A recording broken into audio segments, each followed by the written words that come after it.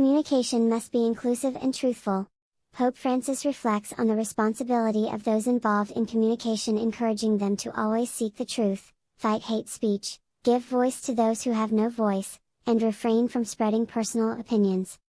The duty of those who work in communications is to encourage closeness, to give voice to the excluded, to draw attention to what we normally discard and ignore, said Pope Francis, speaking to Vatican employees and participants in the Dicastery for Communications Plenary Assembly.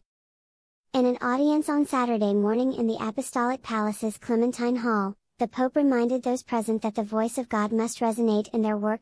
In his prepared remarks, the Pope indicated 3 points upon which communication must be oriented: making people less lonely, giving voice to the voiceless, and educating oneself to communicate truthfully.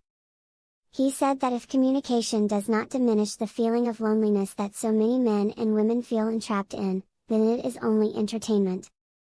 One feels less lonely, he explained, when he or she realizes that the questions, the hopes, the struggles they carry within, are reflected on the outside. Only a church that is immersed in reality really knows what is in the heart of contemporary man, the Pope said, noting that true communication stems from listening, from encounter, from telling the stories of people. If we do not know how to be part of real life, we will merely point to directions from above that no one will heed, he said, underscoring the fact that communication should also be a service for the Church, favoring listening and highlighting the great questions of the men and women of today. Pope Francis also reflected on how, too often, the media marginalizes and censors what is uncomfortable and what we do not want to see.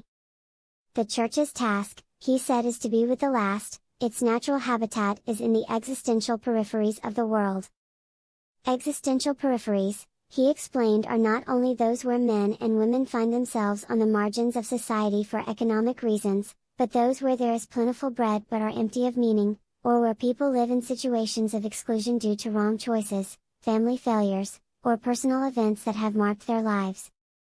The Pope invited those present to reflect on whether the Church is present for these brothers and sisters, whether it knows how to listen to them, and whether it can discern together with them the will of God, and thus address to them a word that saves.